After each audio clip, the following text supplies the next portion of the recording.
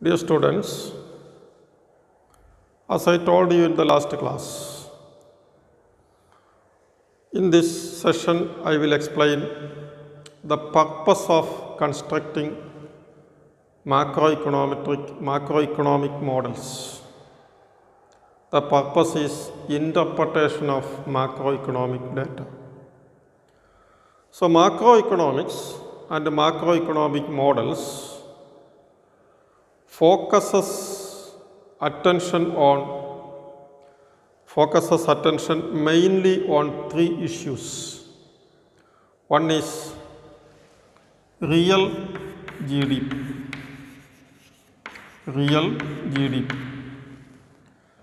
The second issue is unemployment rate. And the third issue is inflation rate.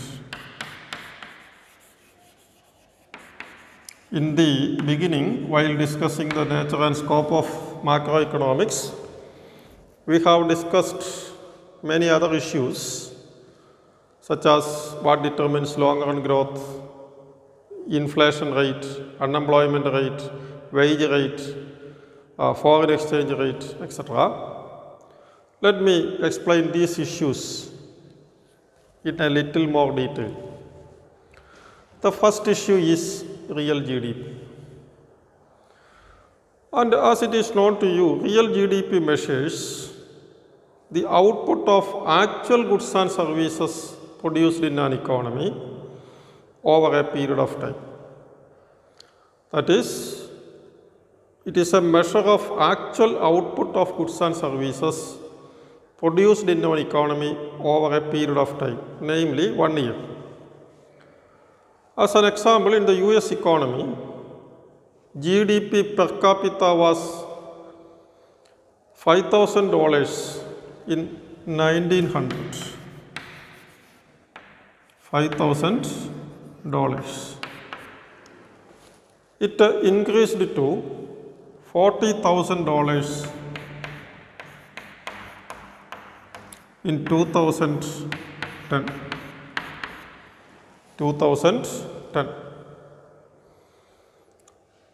But if you plot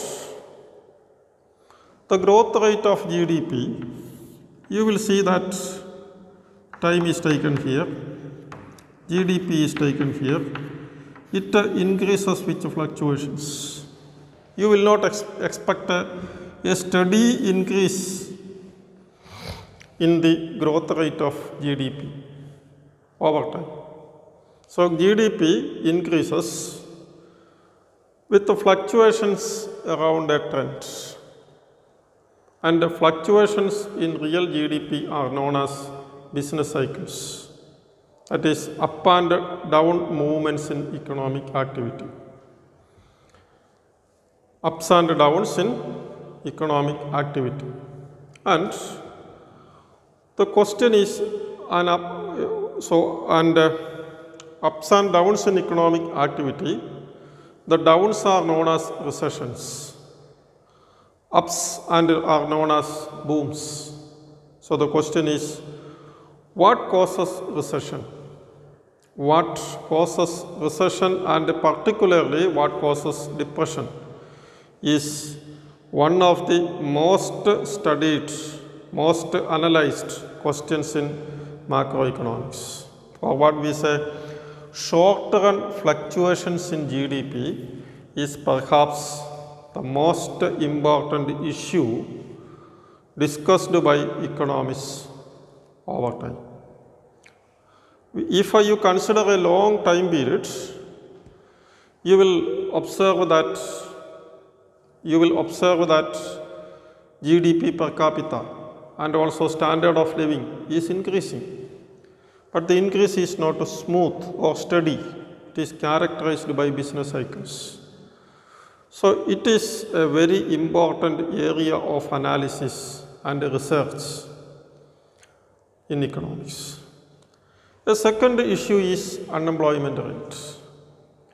Unemployment measures the percentage of workers looking for work but who do not have jobs at a particular point in time. That is, unemployment rate is U by L, total unemployed by labor force. If unemployment is high, household income will decline. It causes considerable hardships and sufferings. So the issue is very important. It's a very important issue in macroeconomics. What causes unemployment? Why unemployment is high during some time periods and why it is low in some other time periods? For example, if you consider US unemployment rate from 1929 to 2010, that is over a long time period, you will see that unemployment rate was always higher than zero. That is, even during a period of high growth, boom, there will be some unemployment. You cannot reduce unemployment rate to zero level. There will always be some unemployment. And also you will see that unemployment rate fluctuates substantially. For example, in 1933, unemployment rate was 25%. In 2007, it is 10%. So the question is, what causes the labor market to have fluctuating levels of employment or unemployment? And this is a very serious issue discussed in macroeconomics. The third one is inflation. Inflation or inflation rate tells us how rapidly the overall prices are increasing. If you observe the Western economies, up to Second World War, inflation rate was almost zero, often negative, known as deflation. But during 1960s and also 1980s, it was high. And some countries even experienced hyperinflation. That is very high inflation rates. Germany, some Latin American countries, Russia after the disintegration and the like. And it is known to you that changing price level causes considerable uncertainty in the economy for the producer, for the businessman, for the government, etc.